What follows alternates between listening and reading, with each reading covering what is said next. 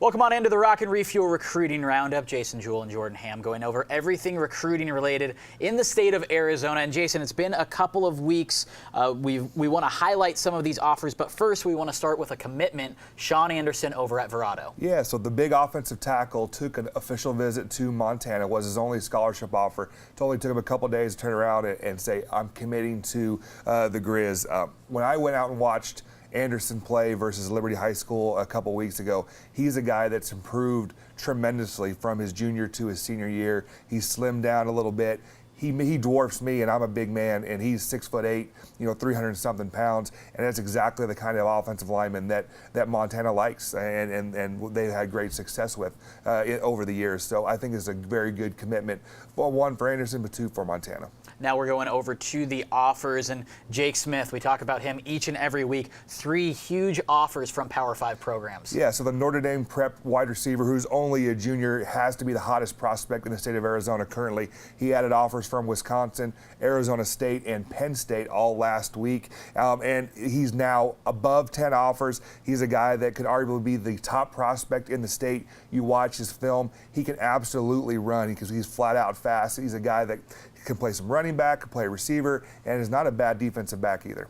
Last week we saw ASU come calling for the big offensive tackle over at Safford, Ralph Frias. Another Power 5 program comes calling. Yeah, it's kind of typically how it goes, a little bit of a domino effect. When one Power 5 school jumps in, the others kind of are forced to. So we saw Arizona State offer Frias, and then Minnesota is the latest to offer him, and he's a guy that we've been talking about for about 4 years now because he's been starting on the varsity level at Safford High School since he was a freshman. Massive man. He's 6'6" and 300 pounds, and a guy that I've been a big fan of since he was a youngster when he was 14 when he was playing on varsity. And now wrapping up the offers, we have a trio of players who pick up big FCS offers as well. Yeah, so it's about time someone jumped in and offered Chris Jackson over at Mesa High. Rushed for 1,700 yards so far this season. Gets his first offer, comes from a Big Sky program in Weber State, and Weber does a very good job recruiting in the state of Arizona, getting some sleeper guys. We saw them last year get Creston Coolidge out of Valley Vista, an offensive tackle that I really liked.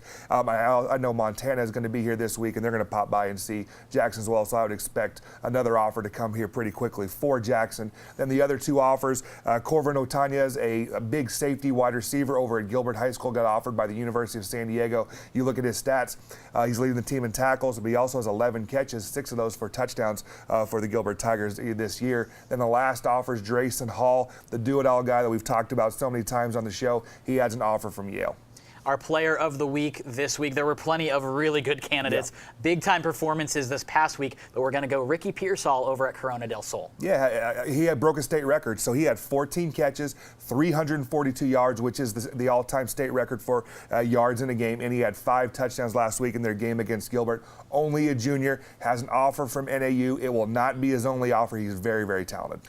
Now we're looking ahead to our games that we'll be going to this week. I'm going to be going to Perry and Hamilton. Of course, there's the quarterback matchup, Tyler Shuck and Brock Purdy, as well as 2 of the top programs in that Chandler and 6A area as a whole going head-to-head, and you're going out to the west side for Buckeye and Yonker. I'm going way out to the west side. It is going to be my first time ever being at a Yonker for a football game in my 15 years of covering high school football, so I'm very excited. Tony Clough, who I coached with at Agua Fria quite a few years ago, is doing a fantastic job out at Yonker this year, and it's basically the battle of Buckeye. So, Buckeye High has traditionally been the power over there, and Yonker's trying to say, hey, we run the show down here on the far west side now. So it's going to be an exciting game, I think.